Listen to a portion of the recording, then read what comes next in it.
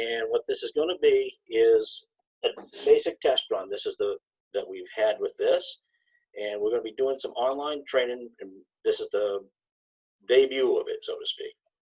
So had a little rough go of it, but we seem to have it worked out now.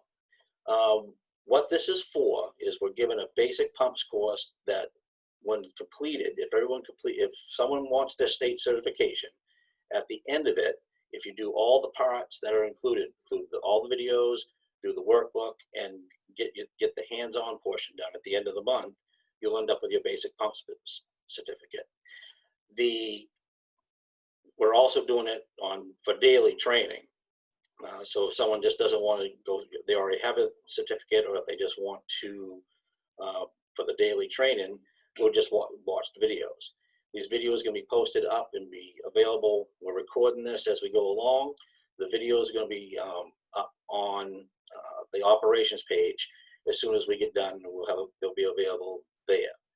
And without further ado, I also want to thank Erin. She's been the engineer and technical assistance through all this, and our executive producer, Chief Lamoria.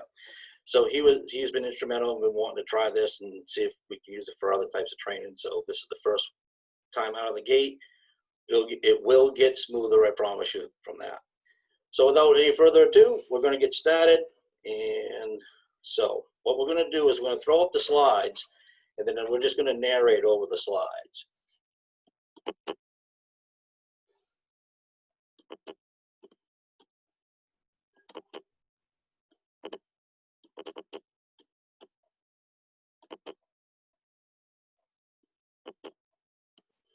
All right, so basically this is just a basic pump operator course, and this is the boilerplate that we go through. Obviously, I'm not Vinny, Tim, Matt, or John. So, but this was put on through MSI. This is the course that Vinny and Tim and Matt really did a lot of work on. In block one, and we're going to do this in blocks, and we're going to go through, these are what you have to accomplish to get your state certificate. There's going to be if you want the state certificate, there'll be handouts. There's the student workbook. Anybody has any questions about getting the paperwork done and getting all that stuff, email or give me a call. Don't think we can go right straight through that. So now we're going to go to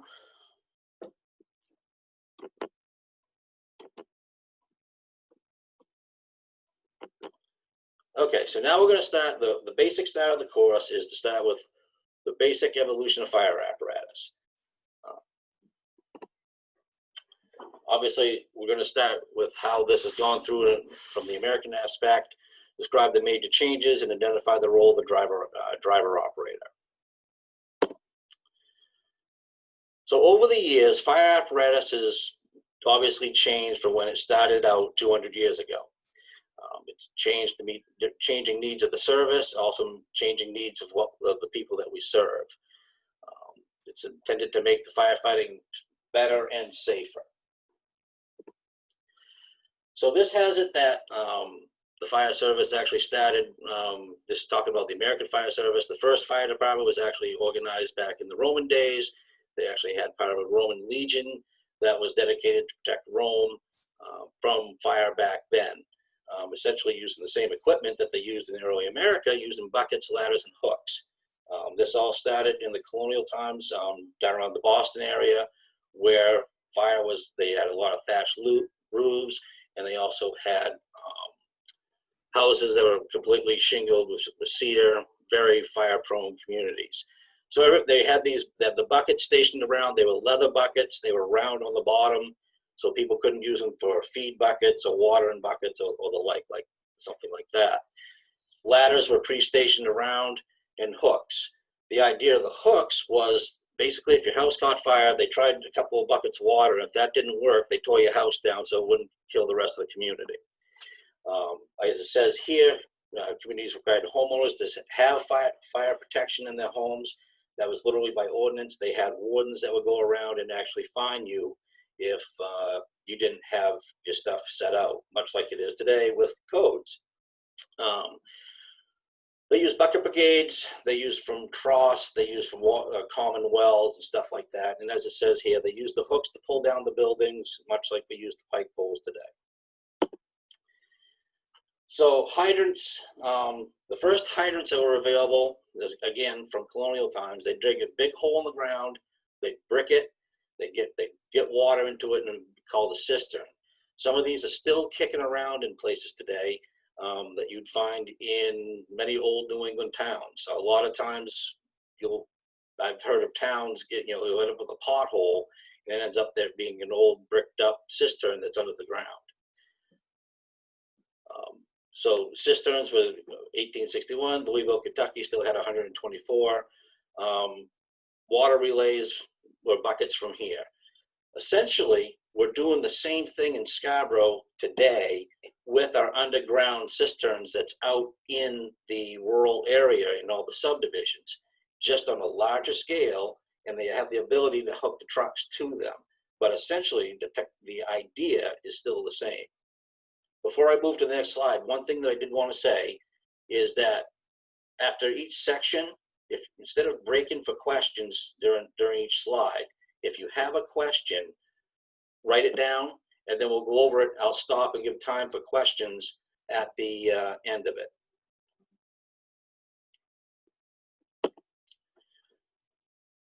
1800s, Philadelphia had the municipal water supply using wooden water mains.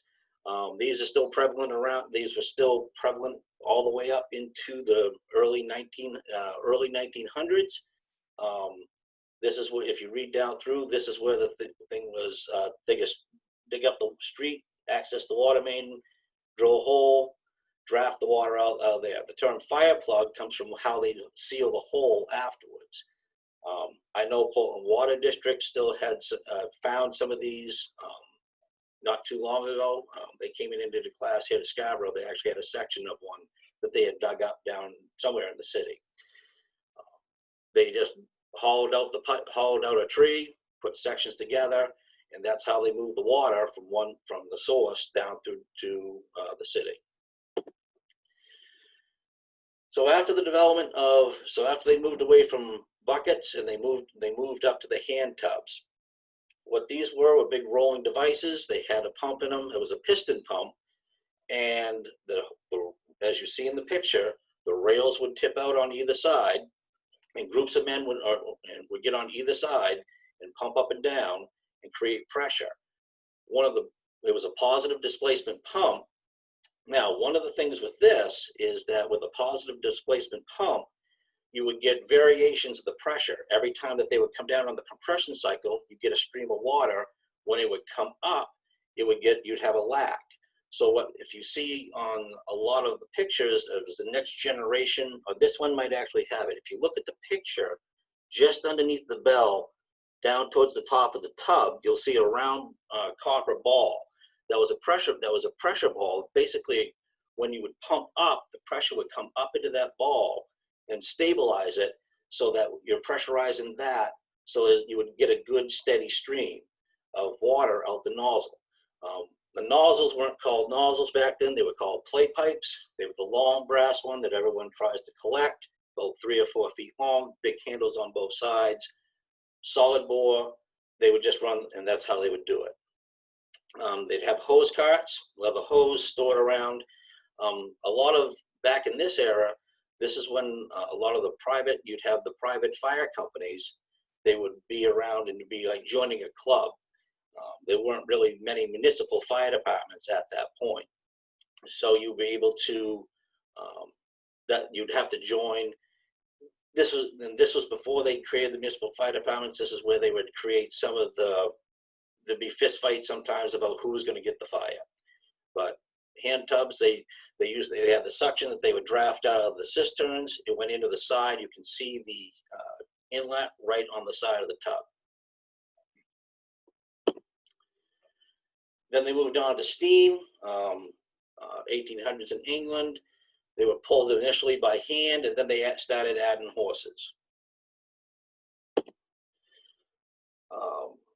They were powered by steam, which used by a coal back in the day. So what they would do is the fire was already pre-built. Everything would be set in the morning. They would go down, they would check their apparatus just like we do every day now.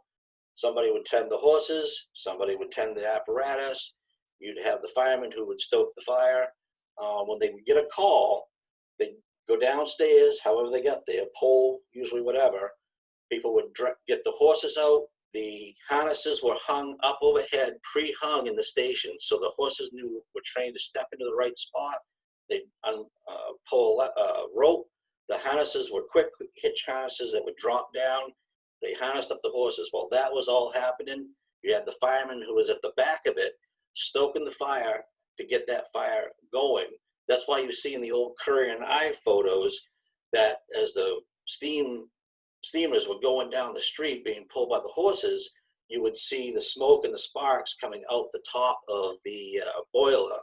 That's because they had already started the fire at that point, so that when they got to the fire, you already had a head of steam so the pumps would work.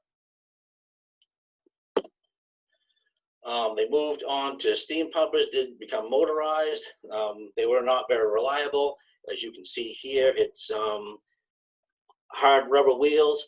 That picture right there is actually from the Owl's Head Transportation Museum, where that truck is actually on display right now. It was driven on a tractor style that pulled it. Basically, they took the two, 3 or 4 horses away and stuck. This was the first internal combustion engine stuck out of the front, which were not very powerful and not very fast. They were in a lot of cases when these first came out, the horses could actually beat these things to the fire. So that was, again, 200 years of service unimpeded by progress. That's why no one wanted to change from the horses and go to these. And that's all they did was just change it. With the new technology, they needed to know hydraulics, pressure regulators, and stuff like that, because you were working with a pressurized boiler. So the engineer's position became a place of more knowledge, because you had to be able to basically have a boiler tender's license to run this thing. Chemical fire apparatus they built them on Model A's and Model T's. They built them into a truck. A good example of this is the Model T that's sitting in Buxton Fire Station right now. That was in around 1914 when these were prevalent. They had a simple tank in the back, riveted together, copper or brass. They would use bicarbonate of soda mixed with a sulfuric acid, and they would come off with that small booster line. There was really no way to once you used it, the problem with these was that once you used the tank up, you were done, because because it took time to fill the tank back up, add the soda, add the acid, so that you get the chemical reaction. So you had limited supply of water with these, and no ability to draft. That was it. It was like basically it's a large fire extinguisher in the back of a truck.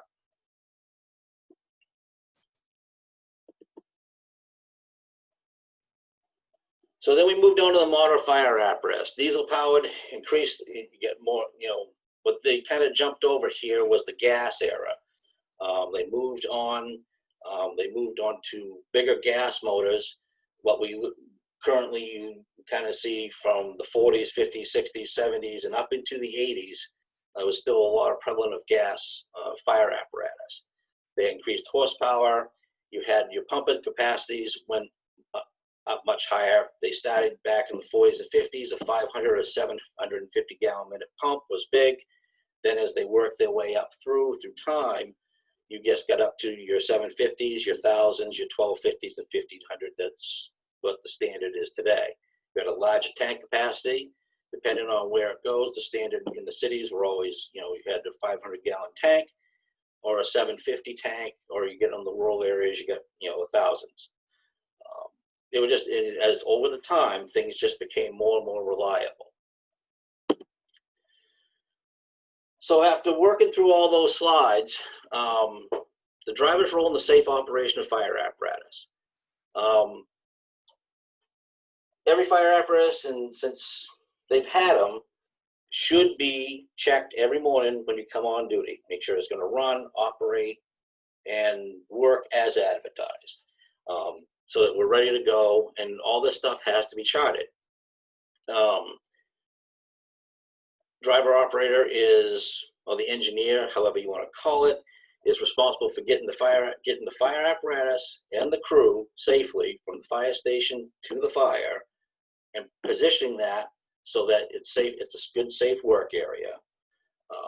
Make sure when you're doing your truck check, make sure that all the valves get operated. Make sure everything works. Make sure that the primer works. All the gauges work. Make sure that it shifts correctly. Plenty of things like that. Make sure all the operations of the pump gets checked. Whenever you're doing this, we'll talk about water hammers a little later, but closing and opening valves needs to be done slowly so you don't create a water hammer.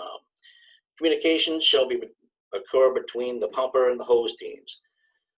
That's critical. You never want to shut down a hose line you get into a building without making sure that the crew that's on the end of that hose line know that their water is getting shut off. That's a good way to get people very upset at you, and may come out and you find yourself with a hellion in the head.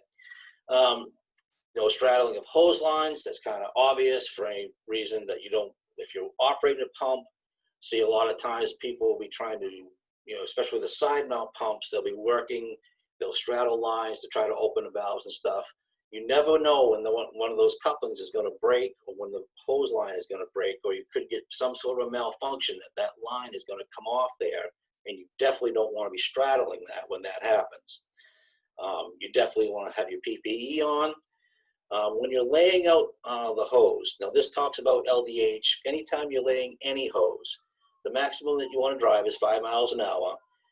The thing with you and lay to the side of the road, what you have to do is, if you're laying a line in, you want to watch in your mirrors, see how that line is coming off the truck. And sometimes you may have to stagger your truck to try to keep that straight. And if you at all possible, keep it to as far side of one road or the other to allow other apparatus to get in and be able to access the fire. You always want to have someone backing you up. Seat belts are going to be worn anytime that you're moving in the fire apparatus. That's a given. Just do it. If you're riding the fire truck, put the seat belts on. Maintain awareness of surroundings. When you're driving the truck and when you're getting to the scene, you want to pay attention to where your route of travel. What's your best route of travel? Is there an alternate route? If there's going to be a whole bunch of traffic one way, do you have a backup plan to be able to do you have a backup route that you can get to the scene? When you get to the scene, know where your hydrants are. You want to have a primary hydrant. You want to back up, and then you want a second. Just know where your hydrant's going to be. If you're going to be, if you're going to be laying in, are you going to be laying out? There's a lot of things to keep up. Be aware, and don't forget to look up. Look for power lines, especially when you're coming in. If you're taking the driveway and you're making access to that point, look for the drops from the poles. Don't get into a point where the lead into the house is going to burn off the side of the house, drop over your fire truck, because there's a good chance that still may be charged because it's coming off the transformer. Make sure you keep your apparatus out underneath that. Know your truck. Maintain awareness of apparatus, normal operating ranges and stuff like that. That comes with working with your apparatus. Not only do you know what the gauges need to tell you, listen to your truck. The truck will talk to you, and if you know the truck well enough, you'll know when something is not hooked up right. You'll know when there's something didn't shift right. Something will sound weird. If something sounds weird, something probably is weird. You probably want to stop and check your operation, make sure everything is fully engaged, make sure your lines are hooked up. Know what the RPMs are when you're pumping. If you're pumping a standard crosslay, that you know what the pressure is, and you're pumping at that pressure, and the RPMs should always be in the same ballpark for that pressure. If all of a sudden you're pumping at a higher RPM to get the same pressure out of the same hose line, something's probably wrong. Find out why. And then after you're done with the call, you want to come back and you want to check your truck again. How many times have you heard the story? You go to a fire, everything comes back, the truck gets put back in service, Crew comes in the next day, there's no water in the fire truck. Someone forgot to put water in the fire truck after the fire. Make sure that you check your truck again, stem to stern, do a truck check again, like you would in the morning, after you actually, do a call and for a working fire. So basically, here's the summary. Fire apparatus has obviously changed over time. The operator is always responsible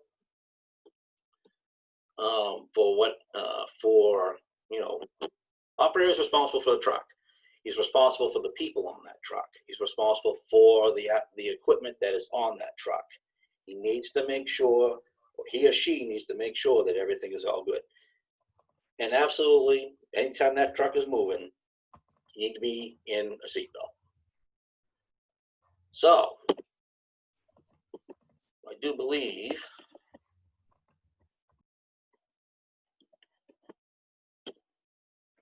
that's the end of that one at this point. So now we got to move on to the next one.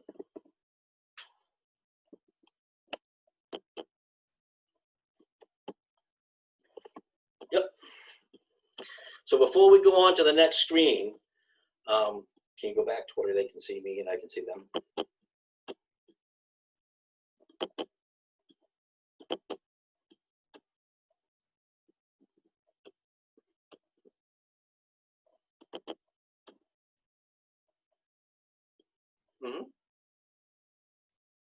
All right, well, we're trying to do that.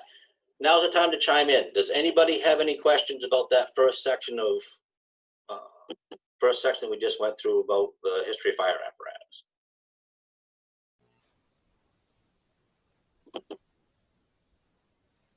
You'll have to unmute your screen to be able to talk.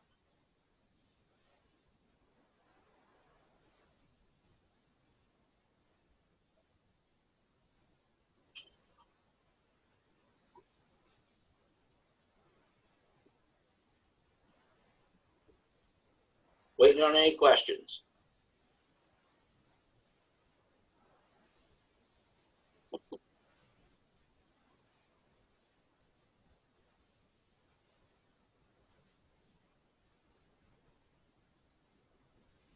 Okay.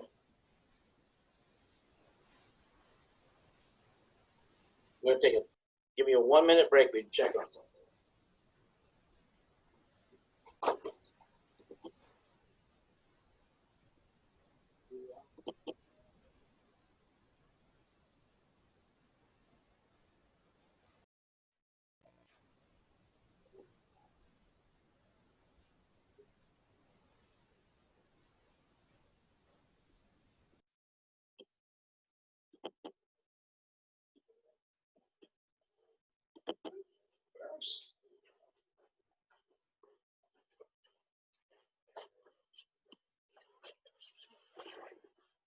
Technical difficulties in the big room, so I just wanted to pipe in on one thing. Jeff spoke about the laying out of large diameter hose, and I just wanted to make an observation and share it with you. We changed the layout on our LDH. I know that it's more of a pain in the ass to re-rack, but one of the reasons for that change is when it's laid in there correctly, the start of the layout is all the way to the right side of the hose bed. And as it empties, it stays to the right and moves to the left. And one of the reasons for that is to keep it on the right-hand side of the road. Normally when we lay out, if we're taking a hydrant prior to the fire, that hydrant will be on the right side of the road. And when we're doing that, it helps to keep it far over to the ditch side until you get closer to the scene. So there was a reason for that. And just try it when you are laying out. We got to recognize with LDH, it's a great tool to have, but it also has some limitations. And part of that, the big limitations is it has a tendency to block apparatus. Once it's charged, it stays there. And a couple of real important points about using LDH is deploy it out and get it flaked out just like an attack line so that it won't kink when you charge it. It's very difficult to correct a kink in LD in 5-inch hose once there's water in it. It's much easier to take a couple of extra minutes and make sure that it's deployed correctly before you get water in it.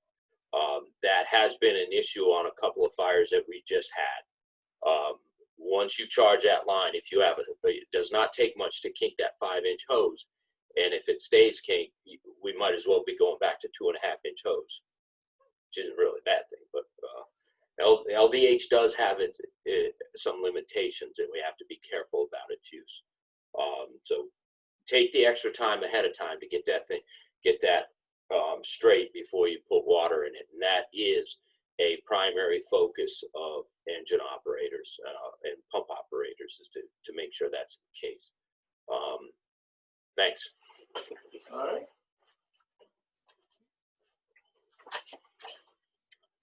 All right, so we're going to move on. If we didn't hear any questions, if you do have any questions, and if you're experiencing technical difficulties and we can't hear you, email me your questions at the department email, and I'll get your answers back to you. Hopefully this is working out good. One of the things after we're done with today, I'd like to have everyone, let me know how this has worked. Obviously, we had a little bumpy start, but overall, I'd like to see how you like the concept of this. Lieutenant Grinnell, Go ahead, sir. right at the bottom of the screen, it says chat. You can type in questions live and you can read them as they pop up instead of answering them after the fact. I don't know if everybody knew that. Right at your bottom. Okay, I did not know that either there, Cap. So that's a good thing. Thank you. You bet. Okay. Okay, so the next role of this is about water. I know that when they made this course, when they made up the course, talking about water is probably kind of a weird thing that you would think you need to talk about, but it's our primary medium for how we extinguish fires. And unless you really understand the concept of it, of basically the chemistry and the physics, and just some general parameters about understanding water as an element, it's like going deer hunting. If you don't understand the concept of whether you're using a shotgun, you're using a rifle, what type of ammunition you're using in it, if you think of the nozzle and the fire apparatus as your delivery method of your weapon, you really need to understand the ammunition that you're using to accomplish a goal. So you need to be able to understand a few things about water. Like I said, the screen will go over. I hate reading screens, so that's kind of why I just put the screens up. Everybody can read. So, this is what we're going to be going over a little bit, just to try to understand what how water works, putting out a fire. Static pressure, and you guys can read this. This is what we're going to be going over. So, fires are primarily extinguished by cooling the fuel below its ignition temperature. A pound of water, 970 BTUs. A gallon of water has the potential of absorbing 9,000 BTUs. So, things that can affect that. Are you using did that get all dropped in one airdrop like you do at a woods fire from a helicopter, or are you applying it through you're applying it through a fog nozzle, a solid stream? Your rate of flow is important. A pound of water will absorb 970 BTUs, but how fast are you putting that pound of water on the fire? Are you using the correct nozzle size? Are you using the correct size to your line? Small fire, small water, big fire, big water. Your delivery rate, it's not just how much water, how many BTUs water will absorb. It's how fast you can get it on there into the seat of the fire. So basically what you're trying to do at this point is, you think back to your fire triangle, you're cutting off the heat of the fire triangle by reducing the ignition, the temperature down. So that's how it's breaking that chain. You do, like it says, you do get some smothering. That's when you may have used, if you're using for a quick interior attack and you're using enough water that you're smothering the fire, you may have used too much water, or not been putting it in the right spot. You're just filling up a container. So, there is, so you got to take that into consideration. Steam also displaces heat, smoke, and fire. Water absorbs heat when converted to steam. Water will expand 1,700 times.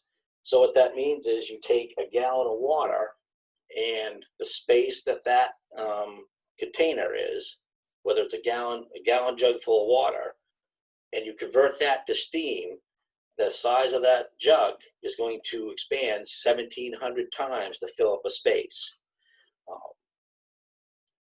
And the specific heat is the substance capacity to absorb heat. You want adequate water supply. You need to confine, control, and take care of the fire. That may be the PW that's in the right rear compartment. You might be able to do with that with a limited supply, or you might need, hook 2 or 3 hydrants because you've got a 3-decker going. So you need to be able to get the right supply of water to the right size fire. It's got to be reliable. You don't want to be getting into a situation where you have intermittent water. That's never good because it always happens. You'll get going. I've seen it many times. The fire will be going. You'll lose water. You think you got it back. The crews go back in, lose water again. And not only is it frustrating, it's unsafe. You got to think about all the time that you're sitting on. You got to remember, this is a pump operator's class. The people that are at the end of those hose lines are your responsibility. Keeping them, you're the one giving them their lifeline, basically. You can't do the job of putting out a fire without getting the water in there. And it's a very important job, and you need to pay attention and understand completely that those people that are on the end of those hose lines, they're your responsibility, and their safety is in your hands of knowing which levers to pull and what the situation is. Water supply for fire suppression efforts should be a priority. Obviously, it's right up there. You need to get in. You need to lay in, get your water supply established. You want to get it established, you should practice so that you get your sustainable water supply established well before your tank water is gone. Just like it says in the next screen. You got to get that sustained before you're out of booster water. Operations inside an IDLH environment require continuous water supply. Basically what that means is if you're going to be fighting a fire inside, you need to have a good solid water supply. And not only do you want a primary, you need a backup. Whether that backup is having an extra tank or two, or being able to have water available in a tank so that people can at least get out, or it's going to be having a second hydrant, having a second water source. There's nothing wrong if you've got a sustained fire in a building. There's nothing wrong with having laying in a second line.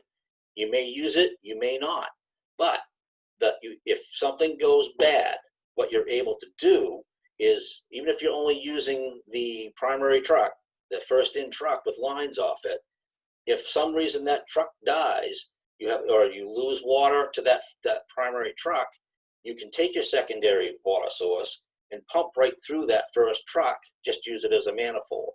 It's always good to have a backup plan.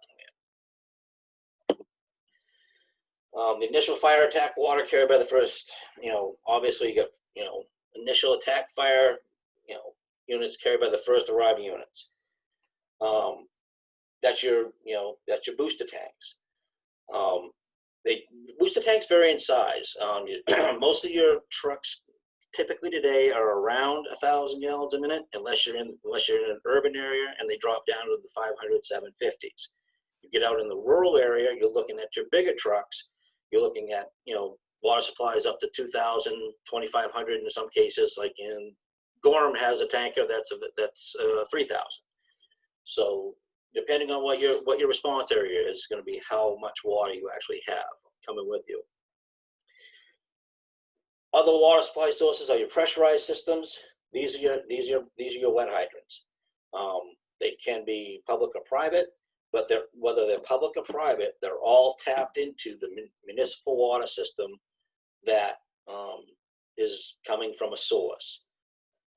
In our area here, obviously, we're working in the Portland Water District, and we're also working in the Biddeford and Saco Water District. Pine Point's water comes from Biddeford and Saco. Rest of town all comes out of Portland. So essentially, when you think about it, we're at the end, for most of the town, we're at the end of the pipeline from Sebago Lake. How it works is the water is pumped from the lower end of Sebago, pumped up over the road through the pump station, get it up into the watershed, and then from there it pumps downhill. There are boost pumps here and there, from what I understand. Been a while since I looked at the map, but essentially it's a gravity feed system from up in Standish, coming over the top and then coming all the way down here. You'll come down, and so we have a good water source. Gives us good supply. There used to be a water tower in Scarborough. Since they got rid of that, they looped the system so that you're able to get just better water supply, better static pressures. So they were able to get through the water tower. Now, if you're down in the Pine Point or the Old Orchard area, that's a different scenario. The water's coming out of Biddeford and Saco and being pumped up to Pine Point. There is a tower down at Pine Point, but the sources, so if you're coming up East Grand and up through there, your water flows down in that area are not as good as you would on the other side of the marsh, just because of it's an older system, smaller pipes, and it's at the end of a system that's being pumped up there. So tapping a hydrant down there is different than tapping a hydrant in the industrial park. So a static water source is anything that's outside of the pressurized system. Cisterns are a static water source. Lakes, ponds, rivers, and streams. Don't want to forget, I mean, if you need to, I've used big swimming pools, stuff like that. Anything that the water is just sitting there, that's a static water source. So, little chemistry, 2 parts hydrogen, 1 part oxygen, H2O. Gallon of water weighs 8.3. Cubic foot is 62.4 pounds.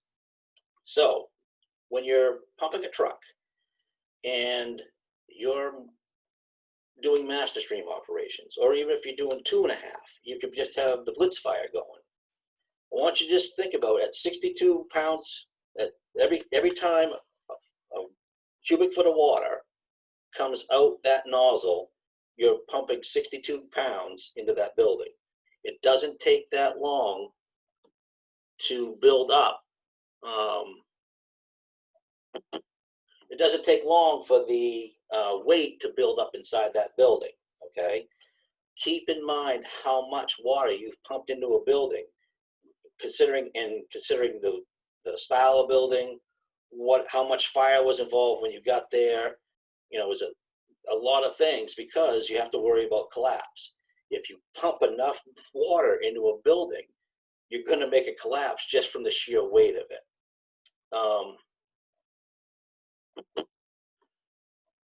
Boiling point 212, freezing points 32. The other thing I want to go back to about a cubic foot of water weighs 62 pounds is that not only does water have weight and it has mass, but when you're pumping it, it now has velocity.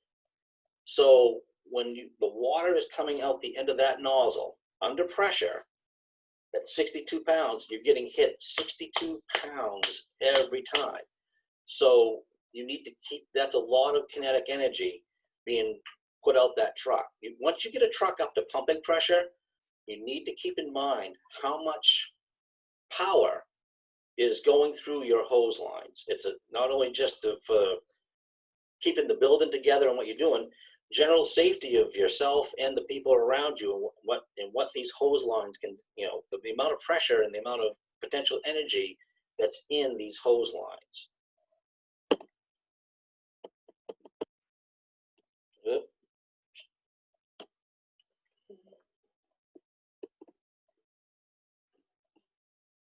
I think we froze the screen.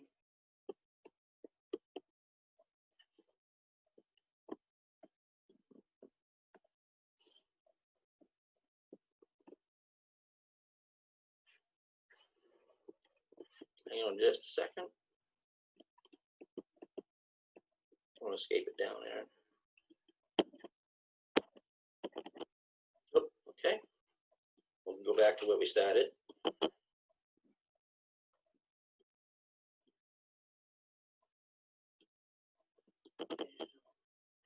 Scroll down to where it had.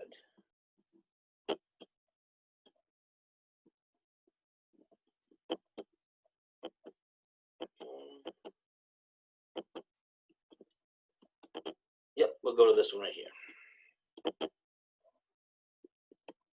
Okay, back at it. Basic water can be in a solid, liquid, or form. We all know that. You know it as ice, you know it as water, and as a liquid, and then you got to have steam. Water is one of the things that can go, if it's hit fast enough, you can go directly from a solid to a liquid, solid to a vapor very quickly. That can happen. The other another basic characteristic about water is that it's the only known element that when it freezes, instead of contracting, it expands. That's why you want to keep in the wintertime, you want to keep, besides just plugging your line, you want to keep nozzles and stuff flowing, because if things get froze up, either in your hose lines, your nozzles, or your pump, when it freezes, things are going to break because it expands. Why we use water? It's readily accessible, it's cheap, it does absorb, it's more heat for greater than other extinguishing agents. Like I said, it does do that well. And you get a large amount of heat required to change water into steam. But if you get enough water in there, that's the thing, is that you have to get your delivery rate in there quick enough to be able to do that. Has surface tension, potentially violent reactions with reactive materials. Low viscosity, it flows easy, does not really hit vertical surfaces, and conducts electricity. So that's why we don't use use water on energized electrical equipment or anything like that. If you look to the right, you'll see a table about combustible. These are Class D combustible metals: aluminum, magnesium, titanium. If you read down through all of these, especially the aluminum, magnesium, and titanium, those are essentially what they're building cars out of. So, especially in it used to be a lot of foreign cars, now it's in a lot of American cars. You'll have magnesium engine blocks or magnesium transmission cases or anything along that line. You have aluminum throughout the car, then you have titanium as well. When you put water on these burn at a hot enough temperature that it actually tears apart the water molecules, and you'll actually see the fire gets bigger because it is absorbing the oxygen in the water molecule, because they burn hot enough to tear it apart. So that's why you have Class D extinguishers that are specifically made for those type of fires. Or you get to some points, like you're cooling it down, you're cooling the area around it till that metal goes, till the metal actually essentially burns up. If you apply water to sodium, you probably won't again, because there will be a violent reaction that looks more like an explosion. So you want to keep that in mind. Water freezes temperatures. Water freezes in Maine. So in the wintertime operations is a whole different thing. You can see from the picture right there, you get a deck gun operation going in the wintertime, any type of defensive operation. Could be an offensive operation. you're going to get ice buildup. You get ice built up on your trucks, especially with using a ladder pipe operation like that. You're going to get ice built up on your aerial. The problem with that is now you're starting to build weight on your aerial. Just to a point you need to keep, you might exceed the capacity of that aerial with the amount of ice built up on it. Ice builds up on the building itself, so you increase your collapse factors.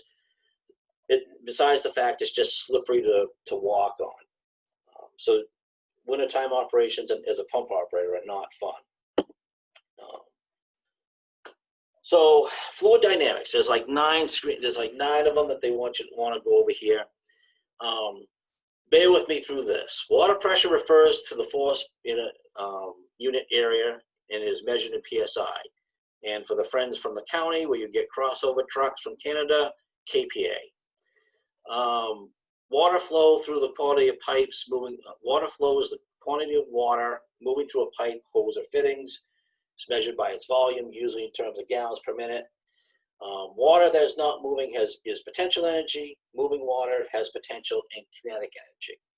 Okay, so essentially what we're going through in this slide right here is the basics of understanding why, as a pump operator, the ammunition that you're supplying the guys on the end of the line. Because this gets down to the core factor if you need to understand that friction loss in the length of your hose is fighting you every time you're trying to supply your flow. So you have to overcome friction loss. They all work together. You need to understand that gallons per minute, you can't shove 1,000 gallons a minute through an 1 3/4 line. So that's why you have to adjust your hose sizes. Water that is moving has potential energy. It's sitting in the truck tank. Let's use that for example. When you start rolling that truck down the road, that water can start sloshing around. Now that's moving water that has kinetic energy. That kinetic energy comes up. If you stop quick with the truck, even with baffles, the water will come forward, hit the forward bulkhead of your truck. You'll feel it, especially if you only got like a 3/4 of a tank or something like that. So that's where understanding the water has energy. That's one example of why you need to understand this sort of stuff. Fluid pressure is exerted perpendicular to any surface on which it acts. So look at this. If you look at the diagram, you got a beaker of water. The water is sitting there. It's pushing out on all sides of the thing. It's just sitting there. There's nothing acting on it, so that all the pressure is equal all the way around it. That's a static situation. But just because the amount of water in there, it has that equal energy against the container it is in. Once you apply pressure to that, pressure in the fluid acts equally in all directions. So once you apply pressure, that pressure is going to apply to the left and right of if you're looking at that beaker, it's going to apply to the left and right. It's going to apply at the bottom, at the base, plus with a little bit of gravity involved. But what they also don't show here is there's a reaction force that's coming back to what the plunger is pushing in. That's why you feel resistance. Water in itself is not compressible. It does not want to be compressed. If you can try to squish it into a smaller space, it does not want to have a reaction force coming back at you. So when you apply pressure to a confined fluid, from without is equally transmitted in all directions. That's basically saying the same thing over again. Your water is basically going to try to escape. Doesn't want to be under pressure. It's going to try to force itself back to its normal state at sea level or whatever atmosphere you're at. The pressure of a liquid of an open vessel is proportional to the depth of the liquid. So basically, this is talking about head pressure. The higher you put the water, the more pressure there is at the bottom. Look at the scale. Now I'm going to take this and apply it to real world. The reason that a municipal water system such as Portland Water District works is because there's a difference from where we are here in Scarborough at 3 feet above sea level and Standish, which is probably 200 feet above sea level. That's why this works, because once you put that weight of water at that point, it comes down through. The higher you go in elevation, the more pressure you're going to have at the end of the pipe.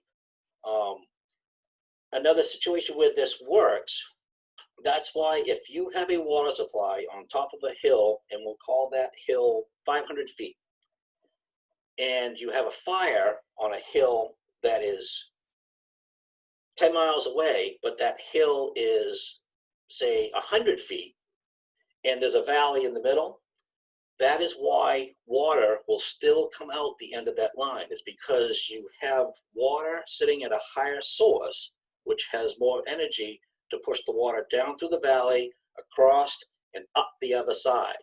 Just without any pumps involved, you will get water out because of that difference. You can see this if you take a short piece of garden hose and fill it up with water, and you hold it in a perfect U, and then nothing comes out. If you take your left hand and pull one side of the garden hose up, that water is going to drain out your right hand side because of the difference in weight, because now you've increased the pressure. Let's see, pressure of a liquid in an open container is proportional to the density of the liquid. So that means you might have some elements that are not water that weigh different. So that's why every now and then I stop because people are entering the class. So hang on. So that's why you get it. That's why water weighs 8.3 pounds per gallon. Jet fuel, back when I was in the Air Force, JP4 weighed 6.3 gallons per pound because it's lighter. That liquid is lighter than water. That's why you get petroleum products that sit on top of water. That's why petroleum floats on top of that. You can get some liquids. Whoever just signed on, please put it on mute. Thank you. That's why you can get some liquids that will float to the bottom. If you take we'll use it in reverse. If you have a container of gasoline setting in there that's half full, and you pour water into it, the water is gonna displace the gasoline to the top. So it's gonna float on top of it. The two won't meet. So that's why, that's what the proportional density is.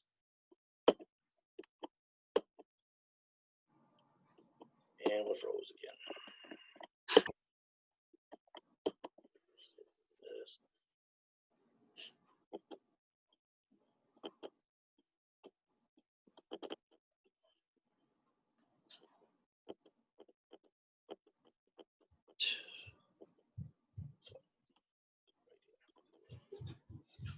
So liquid pressure at the bottom of the container is unaffected, is proportional and unaffected by the size and shape of the container.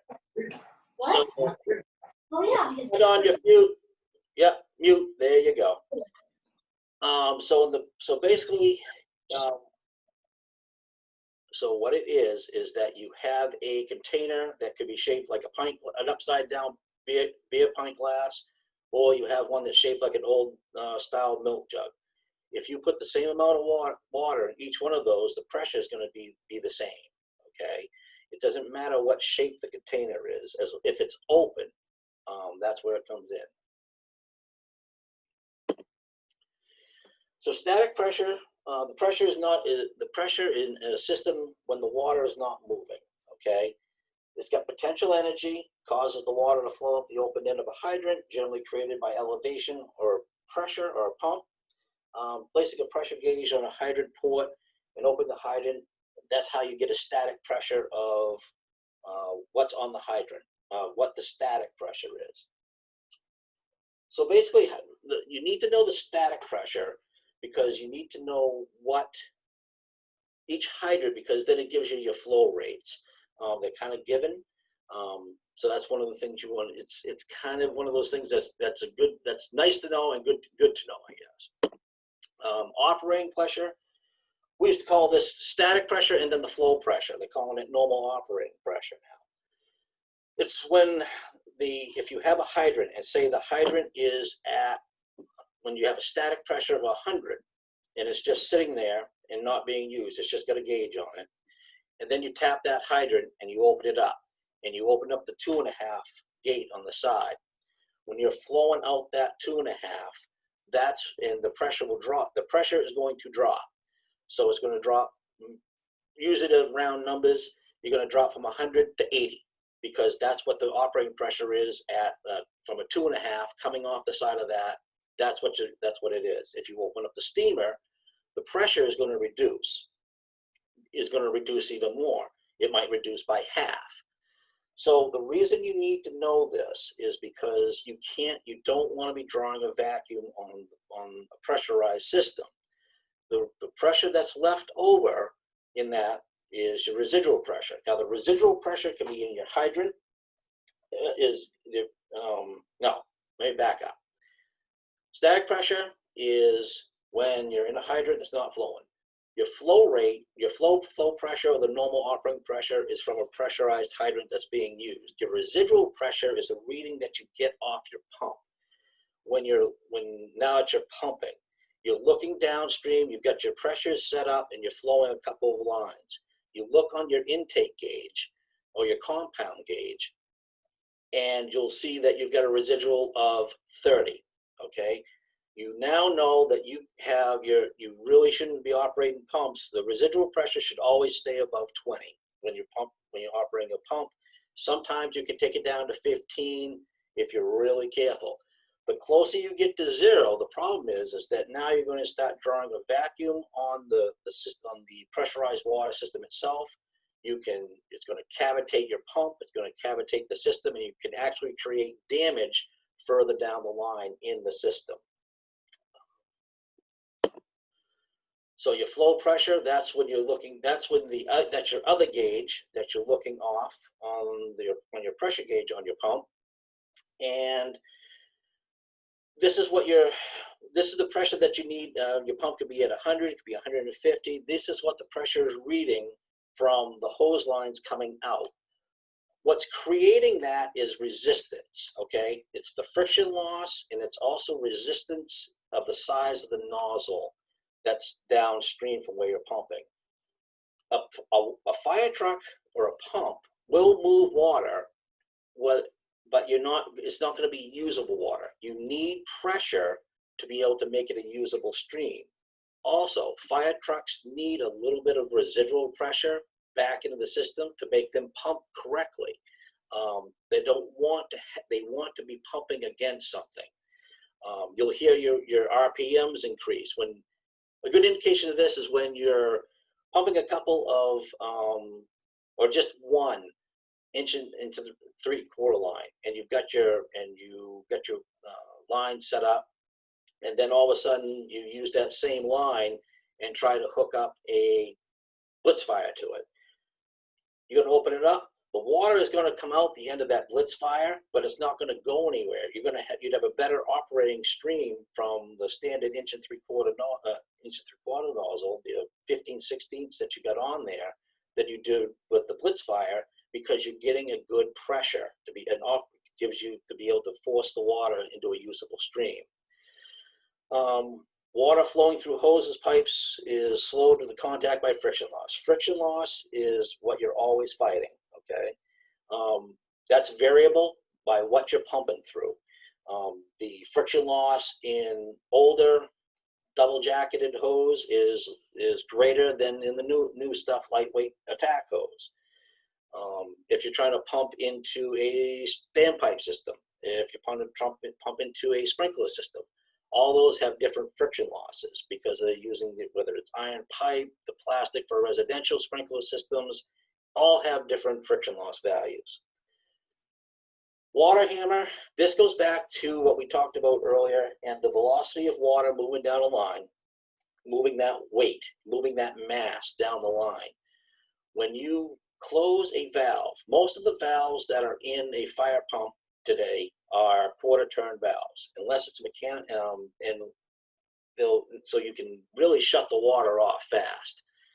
So water hammer is created when you close a valve quickly, and that energy going down that line has to go somewhere.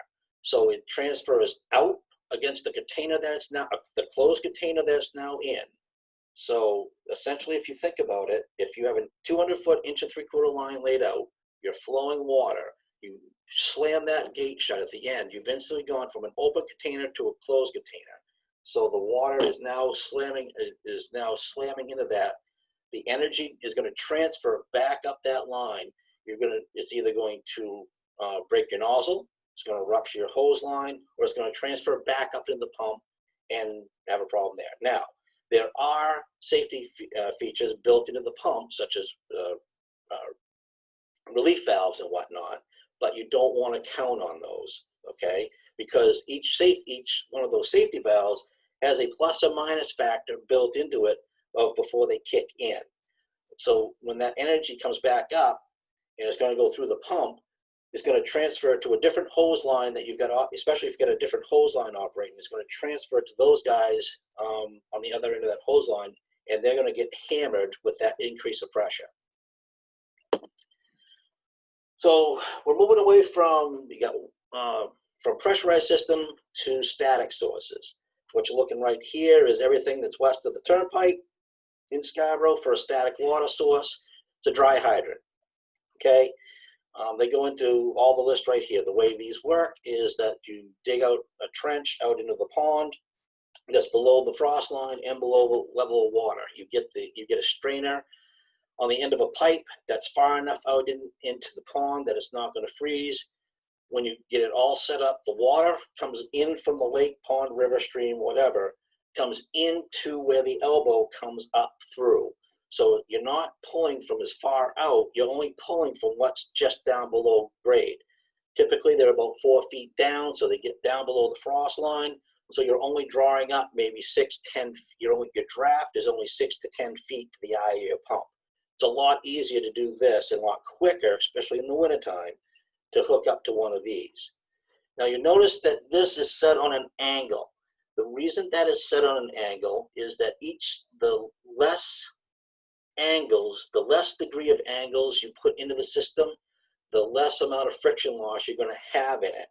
If when they first started putting in dry hydrants, they were coming in, they just put a straight 90 on, come up, put a straight 90 on the top, call it a day. The problem is that you, even with 6 or 5 inch suctions, you get friction loss, increased friction loss on the suction side of your pump that reduces your flow because it's interrupting.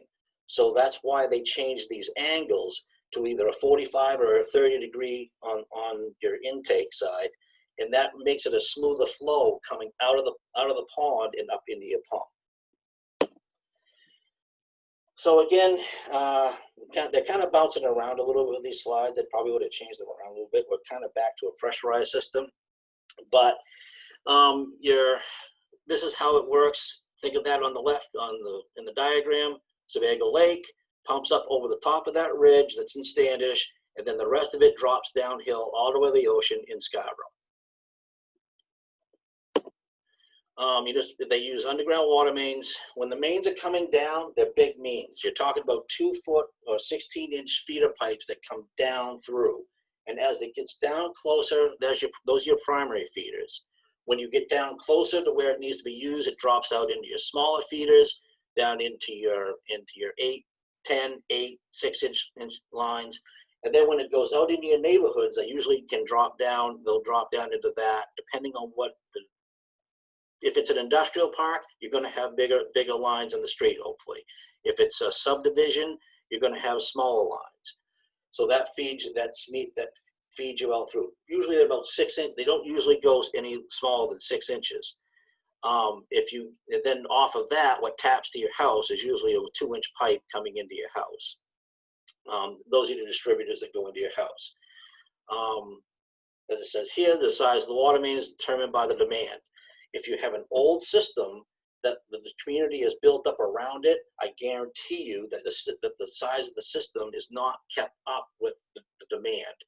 So that's why you run into problems with tapping different hydrants, because of you have a constant demand in there anyway, and then you go to tap into it for a fire, you're just adding, by probably 10, 15, 20% more demand for the fire.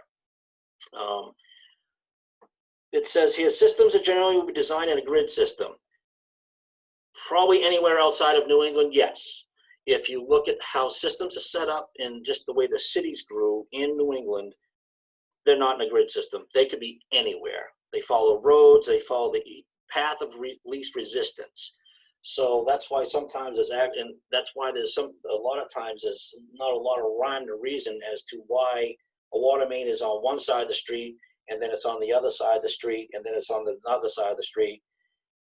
It's because of the old way that the New England areas were laid out. They built the pipe, they built the system as needed. So there's just another diagram of municipal water system. Fire hydrants, upright steel casing, there's the barrel type, dry barrel, wet barrel. Dry barrels are used in it so they won't freeze. Wet barrels, there's water in them all the time. Everything that we should have, I can't imagine not having a dry barrel system in this area in New England, because we get cold weather and it freezes. They have one or two more control valves. One or more of the outlets provided connect water. You get usually double 2.5 and a steamer connection on the front. There's your wet barrel. Like I said, those are more prevalent in your southern areas. Here's your dry barrel. Temperature's freezing. The valve is below the frost line. Okay, so how it works is let's see if they have a diagram. Yep, right there. So on the left-hand side, this is what we deal with. You have a stem that goes down. You have the main that is coming through underneath. They have a connection on there where they put the hydrant in. So coming from on the left-hand part of the diagram, you come up from the pipe. Somewhere right in there, there's a breakaway, okay? So when the plow hits it or someone runs into it, it snaps the pipe off there, in theory, before it snaps the water main down below. As you come up, you have the stem in the middle, and then you have the nut on the top. How it works is when you put your hydrant wrench on the top and you screw that nut, you're turning that threaded rod that runs all the way down through. And if you look right down at the bottom where the blue is, that's a foot valve. And that comes up, and that will bring, and once you pull that up, the water flows out of the main up both sides of that stem, and then comes out the whatever you have, the steamer or the 2.5, okay? When you shut this hydrant down, there's supposed to be a drain hole, okay? So when you close this hydrant down, that's supposed to be draining the water out of there. But we still go back, and either we do it or the water company, when you're done operating the hydrant in the wintertime, go and pump out the hydrant. That's why we go around and pump these out. What you're pumping out is that brown section in the middle down to where the water main connects out. You're trying to get all that water out of there.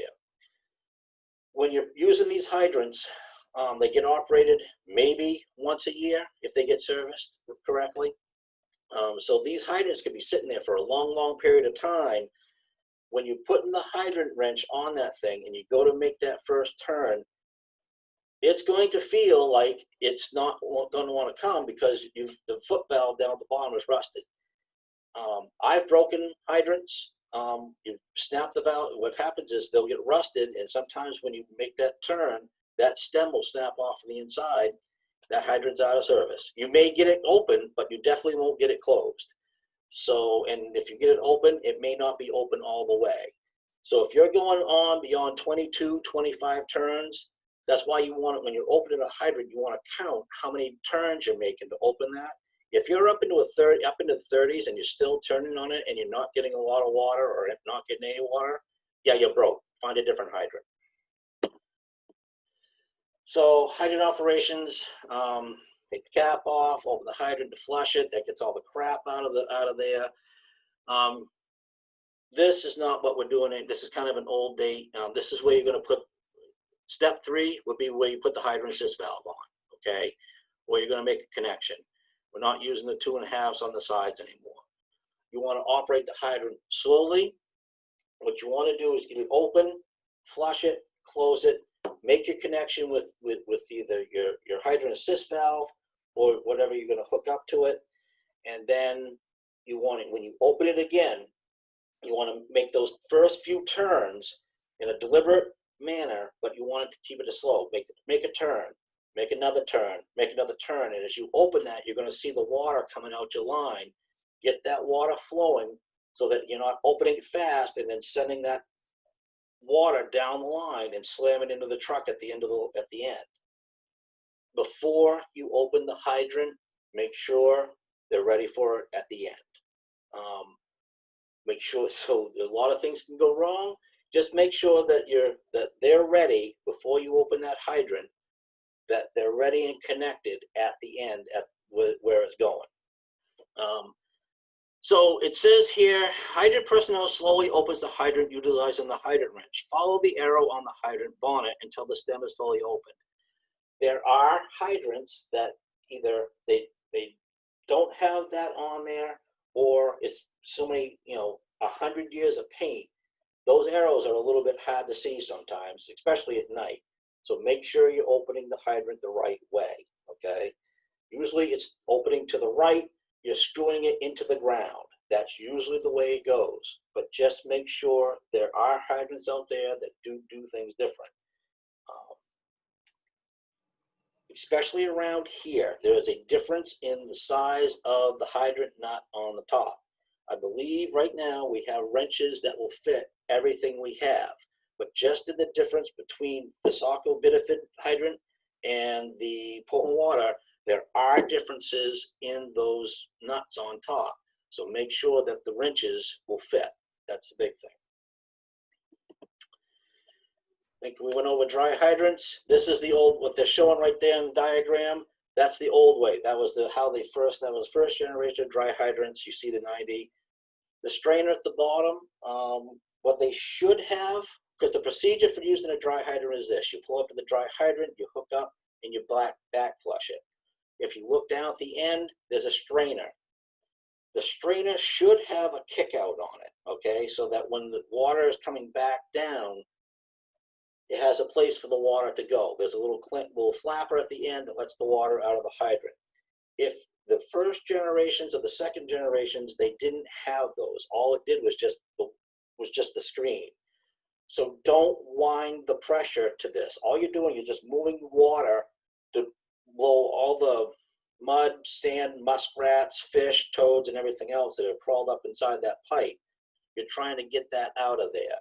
So you don't need to wind the pressure to it, because if it doesn't have that flapper at the end of it, you can blow the end of it. You can blow that, especially if it's an older hydrant and it's PVC, you can blow the end of that, break the end of that strainer right off the end of the pipe. So when you're back flushing these, just be careful. And I guess that's the end of the slides. Where water remains the most common energy element that we have. It's inexpensive. Physical properties of water, favor fire extinguishment.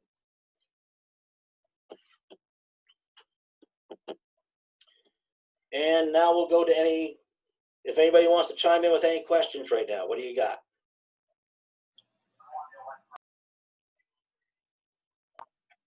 LT, I have a question for you on municipal hydrants at the school system. Okay, okay, first off, who's talking? Chuck, I'm sorry. Okay, go ahead. Is there a difference in the water pressure at the school system because it's a municipal system and a different pump, or is that not true? You're asking me a question I don't know the answer to, Chuck. Is there a difference in the mains, in the static pressure into the schools, or is there?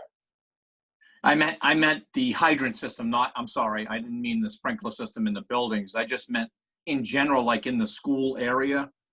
Is there, I guess for a better question, is there less pressure on the hydrant system in the school district area?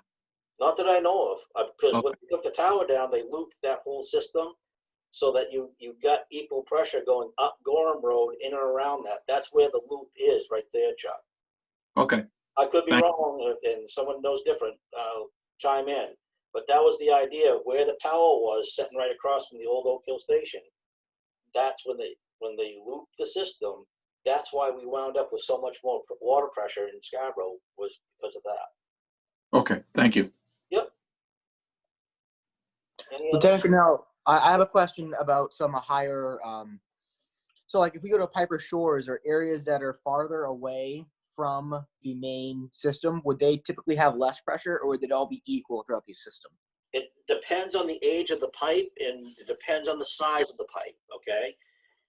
The potential is that you're gonna have really good pressure down there, and knowing Piper Shores, they put a good main because that got size for the size of the building going in there, so that you have a good potential for that. The way to find that out, Zach, is that it's available through like GIS mapping and stuff like that. You can look that sort of stuff up and see what the static pressures are down there. So you ask a good question, like if you get down to Piper Shores, that is the end of the system. You can't go any further than that. You're in the ocean. But it all depends. Now they could have a really good system there, and then you drop down into you go further down into the beach area, just beyond it. That's an old system down there with probably smaller pipe. So you're going to end up with less flow and pressures down there than you would, say, at Piper Shores. Does that make sense? Yeah. Mhm.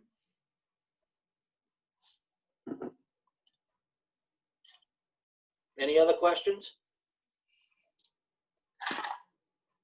All right, so I've kept you guys on the line long enough. I want to thank you for attending. I'll give the deputy a chance if he wants to come in and say anything. If he's still here. Hey, Jeff, Go ahead. quick question for you, Go ahead. and you probably already got this figured out anyway. Can you like do a roll call or something so we can do a roster for each day? Because I don't know how many people are at each station. Just so for credit wise, because some people, like you said, aren't going to do the full class and some are, and we have no clue who's on now, except I see like 8 screens. Okay. What do you want to do? The Charles 000 security system fire. Am I on? You're on. Let's do the on-duty people do a blue sheet for today's session. Just put basic pump BPOC on the top of it. And fill out the blue sheet, and I'll have the captain pick those up. For those that are on the line for the class, please email Lieutenant Grinnell right at the conclusion of this, and just indicate to him that you watched this video, and that'll give the record of that. And I'll have Lieutenant Grinnell do a blue sheet for those individuals. So that let's do it that way. I just want to thank you guys. This has been a test of a new system, a new way of doing business. We learned some things today. We'll make a few adjustments to try to make it flow a little bit easier. It was a little bit of a slow start. Apologize for that. These are being done in modules to get the credit, but we're also going to use this for daily training going forward. I appreciate you guys piping in and also Aaron Sandler worked hard on getting this ready to go. So it's been a little bit of an effort, but I think it's going to be worth it. Thank you. All right, so thank you guys. The next one of these is scheduled. We'll be doing it Sunday morning, and I'm going to change the time. I'll email everybody and let them know. We're going to move it ahead half an hour just to give the duty crews a little bit more time to get the housework and get the truck checks done, just to move it ahead a half an hour. Otherwise, thanks for showing up. Lieutenant, Go ahead. just one question on paperwork. Okay. Just so everybody knows, if you could send me a copy of that for the MFSI attendance sheet. Yep. Whenever they email you. Yep. And I'll ensure that everybody gets, I'll take care of their paperwork for MFSI. Perfect. Great. You and I will hook up. Okay, very good. Thank you. So yeah, if anybody got any suggestions, critique and that sort of stuff, throw me an email to just see what we can do, to any suggestions that we can do to make this better. I'm glad I had the slides, so you guys didn't have to sit here and stare at me all morning long. But let me know particularly about like the cadence of moving stuff along and stuff like that, as far as my speech and my talking and stuff like that. As you know, my hands were moving while behind the screens. I'm sitting here holding them now. I can't even hardly talk. So we're going to let you go. Thanks a lot. We'll see you Sunday.